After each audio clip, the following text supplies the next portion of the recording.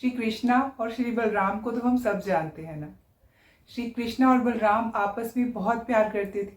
दोनों भाई थे, जहाँ जाते थे साथ ही जाते थे।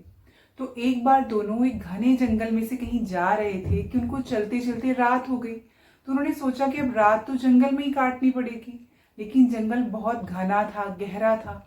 उन्होंने सोचा रात को कोई जानवर या कोई राक्षस आकर हमला ना कर दे, तो ऐसे करेंगे कि बारी बारी सोएंगे। एक जना सोएगा और दूसरा जना पहरा देगा।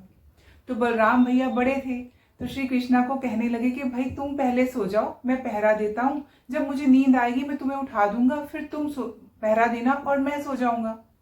तो जब श्री कृष्णा सो गए और बलराम भैया पहरा दे रहे थे, तो वहां पर एक बहुत बड़ा राक्षस आ गया और कहने लगा कि तुम्हारी हिम्मत कैसे हुई मेरी टेरिटरी में मेरे से बिना पूछे आने की, और तुम यहाँ पर रात बिता रहे हो, तुमने मेरे से परमिशन तो ली नहीं। मेरी टेरिटरी में मेरी परमिशन के बिना तुम रात नहीं बिता सकते। उठो और यहाँ से अभी के अभी चले जाओ। और वो डेमन जो था, जो राक्षस था, वो बड़ा होता जा रहा था। उसको देखकर बलराम भैया एकदम से डर गए। इतना बड़ा राक्षस था कि बलराम भैया जो इतने ताकतवर थे वो भी उसको देखकर डर गए। लेकिन जैसे जैसे बलराम भैया का डर बढ़ता जा रहा था, वो राक्षस उतना ही बड़ा होता जा रहा था। जैसे ही राक्षस ने देखा कि तो डर गया है, वो और जोर से चिल्लाया और कहने लगा चले जाओ यहाँ से, नहीं तो मैं तुम्हें अभी का अभी मार डालूंगा, खत्म कर दूंगा। बलराम भैया अपने भाई कृष्णा की नींद खराब नहीं करना चाहते थे, इसलिए वो चुप रह रहे थे कि अगर वो चिल्लाएंगे तो कृष्णा जी जाग जाएंगे। तो वो चुपचाप राक्षस को देख रहे थे और सोच रहे थे कि क्या करूं। लेकिन क्योंकि वो कुछ कर नहीं पा रहे थे तो उनका डर बढ़ता जा रहा था। और एकदम से जब फिर वो राक्षस जोर से चिल्लाया और धमकाने लगा, तो फिर उसके बाद बलराम जी की जो सहन शक्ति थी वो जवाब दे गई। वो डर के मारे चिल्लाए कृष्णा और वहीं पे बेहोश हो गए। बलराम भैया की आवाज सुनकर कृष्णा जी जाग गए और उन्होंने बलराम भैया को देखा कि वो तो सो रहे हैं उनके सामने। उन्होंने सोचा कि वो थक कर सो गए हैं, शायद मैं ज्यादा सो गया। तो अब श्री कृष्णा उठकर बैठ गए। उन्होंने देखा कि अब तो मेरी बारी है पहरा देने की, बलराम भैया तो सो गए हैं। और जैसे ही वो पीछे मुड़े तो उन्होंने देखा बहुत बड़ा राक्षस है और वो बहुत गुस्से से कृष्णा जी की तरफ देख रहा था और कहने लगा क्या कर रहे हो तुम यहाँ पे। तो कृष्णा जी कहने लगे तुम कौन हो और यहाँ पे तुम क्या कर रहे हो, हम तो सो रहे हैं आराम से।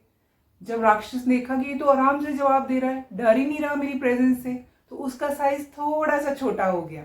वो फिर से चिल्लाया यहाँ से चले जाओ वरना मैं तुम्हें मार डालूंगा। कृष्णा जी फिर बड़े प्यार से, बड़ी मासूमियत से बोले मैं क्यों जाऊं, मेरे भैया यहाँ सो रहे हैं, हम आराम कर रहे हैं, हम सुबह जाएंगे आराम से, तुम जाओ यहाँ से। राक्षस और ज्यादा घबरा गया कि भाई ये तो डर ही नहीं रहा और उसका साइज और ज्यादा छोटा हो गया। तो राक्षस एक बार फिर से चिल्लाया यहां से अगर नहीं गए ना तुम, तो मैं तुम दोनों को मार डालूंगा, खत्म कर दूंगा अभी के अभी। श्री कृष्णा कहने लगे उसकी आंखों में आंखें डालकर, क्या तुम में इतनी हिम्मत है, इतनी ताकत है कि तुम मुझे मार डालोगे। ये सुनकर राक्षस का साइज और छोटा हो गया। जितनी देर तक कृष्णा जी स्ट्रांग रह रहे थे उसके सामने और बिल्कुल शांत थे, काम थे, राक्षस का साइज हर बात के साथ छोटा छोटा और छोटा होता जा रहा था और अंत में वो बिल्कुल गुड़िया की तरह छोटा हो गया। इतना छोटा कि कृष्णा जी ने उसे उठाकर अपने हाथ पर रख लिया। इतने में बलराम भैया की नींद खुल गई। वो उठे और आसपास देखने लगे कहाँ है राक्षस, कहाँ है राक्षस, क्योंकि वो तो बेहोश हो गए थे ना। जब बेहोशी से होश में आए तो एकदम हड़बड़ाकर उठे और कृष्णा से पूछने लगे कि वो राक्षस कहाँ गया।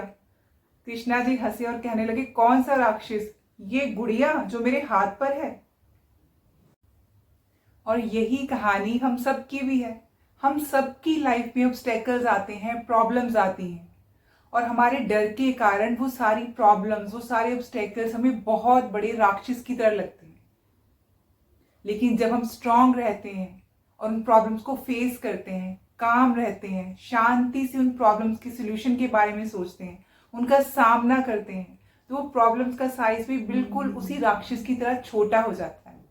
तो श्री कृष्णा की इस कहानी से हमें यही सीखने को मिलता है कि लाइफ में चाहे कितनी भी प्रॉब्लम्स आए, चाहे वो राक्षस की तरह बड़ी ही क्यों ना लगती हो, लेकिन अगर हम स्ट्रांग रहेंगे, अपनी बुद्धि का इस्तेमाल करेंगे, शांत रहेंगे, घबराएंगे नहीं, डरेंगे नहीं, तो उस बड़ी प्रॉब्लम का साइज भी छोटा हो जाएगा और आसानी से हम उसे पार कर पाएंगे।